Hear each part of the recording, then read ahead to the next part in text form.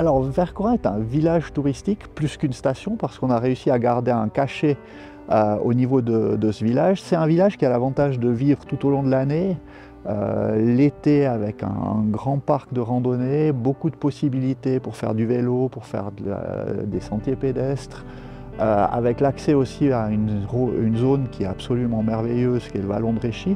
Et puis en hiver, c'est un village qui vit aussi au travers de son domaine skiable. Alors certes, un petit domaine skiable, mais qui est accessible pour tout un chacun, et principalement pour les familles, avec une grande zone d'apprentissage du ski qui est directement en station. Donc pour nous, c'était assez clair. L'idée, c'était vraiment de participer à ce projet de la Fondation Arvalais, et puis à quelque part aussi de valoriser notre patrimoine bâti. En général, une gare de télécabine, c'est rarement un endroit très poétique. Pour nous, c'était l'occasion d'égayer, de mettre en valeur, et puis aussi de participer justement, d'être une pièce finalement de ce pulse d'Arvalais.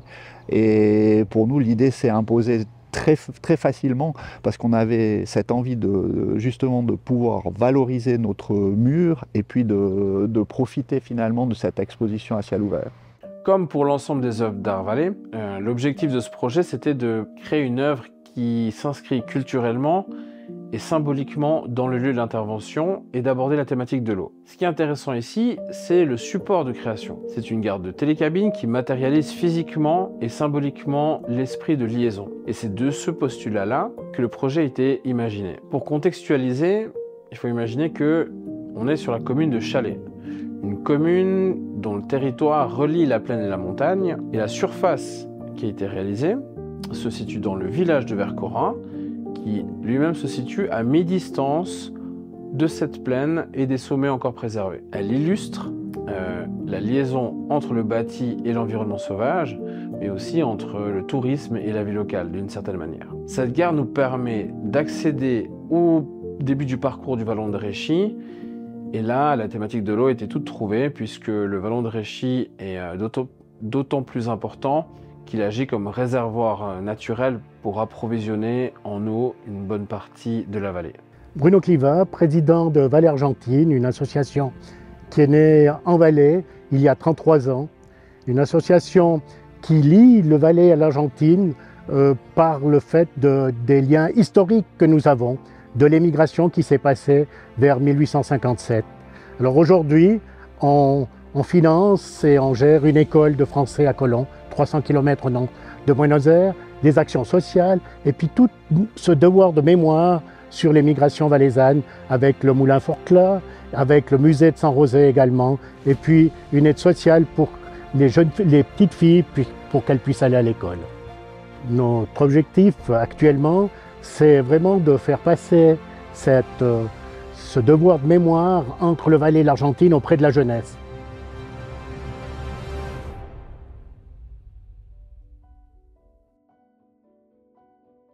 Cette idée de liaison, mais aussi ma réflexion sur les connexions entre le Valais et les autres régions du monde, ça m'a amené à repenser à notre lien historique avec l'Argentine.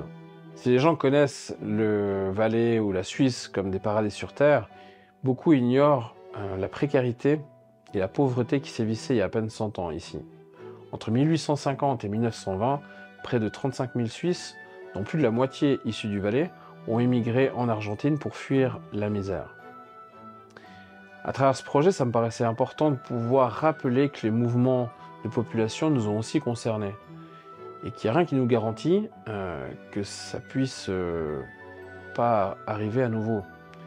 Donc, que ce soit pour des raisons économiques, climatiques ou économiques, ou par manque d'eau, eh bien, on n'est pas à l'abri de voir ces changements ou ces mouvements de population nous toucher à nouveau.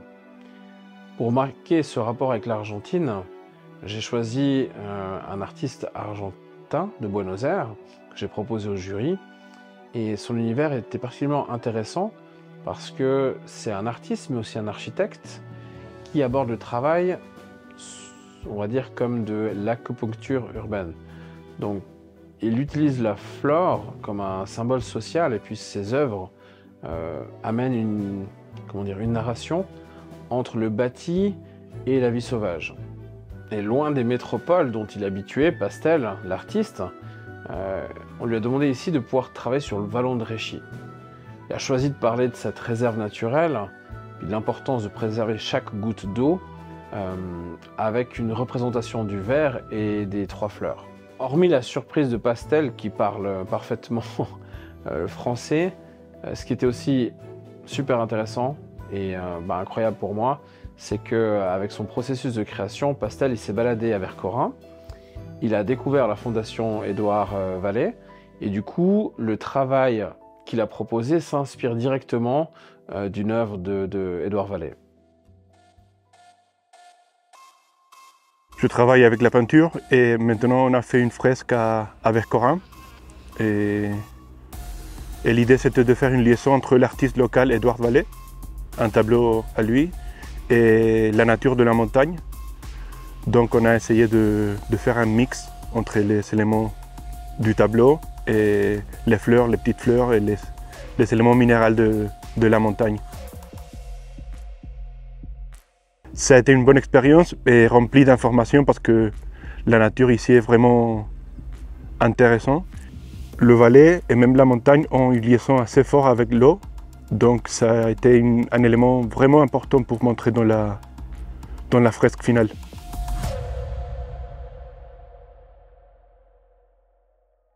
Je m'appelle Françoise Luisier, je suis la présidente de la Fondation Édouard Vallée. Donc Édouard Vallée a acheté ce bâtiment en 1912. Il allait auparavant à Savièse et dans d'autres régions du Valais. Il est tombé amoureux de Vercorin et donc il s'y est installé avec son épouse temporairement. Et qu'est-ce qui l'intéressait à Vercorin? C'est bien évidemment la nature. Donc cet environnement est un environnement qui a poussé autant Édouard que Marguerite à la création. Donc ils ont vécu ici, ils ont créé ici, ils ont fait aussi bien de la peinture à l'huile que des dessins, que de la gravure, puisque nous avons la presse qui se trouve à Vercorin et donc que le public peut voir. C'est sur cette presse qu'il faisait ses eaux fortes et cette presse était auparavant dans la maison qui se trouve donc derrière moi au premier étage. Personnellement et comme beaucoup de Valaisans j'imagine, je connais le nom d'Édouard Vallée mais pas ses œuvres en fait. Et grâce à Pastel, qui vient de Buenos Aires, j'ai pu découvrir une partie de notre patrimoine local. Donc par cette action, l'œuvre de Pastel, finalement, ancre encore plus son importance patrimoniale. C'est fascinant de pouvoir relier les époques et les artistes de cette manière-là, et surtout de pouvoir l'amener dans l'espace public à la portée de toutes et tous. On est vraiment heureux du résultat et de la manière dont il a pu travailler l'identité locale et l'importance de préserver nos ressources naturelles. L'eau, c'est le futur grand défi qui nous attend parce qu'on a vu cet été avec la canicule tous les problèmes qui découlent d'un manque d'eau, d'un manque de précipitation. Pour nous, dans les domaines skiables, le manque de neige, c'est quelque chose qu'on connaît depuis relativement longtemps, mais là, on est en train de passer à un degré supérieur avec des problèmes qui vont se faire sentir au niveau de la population, d'où l'importance de l'eau comme matière première, mais surtout comme fondement de la vie.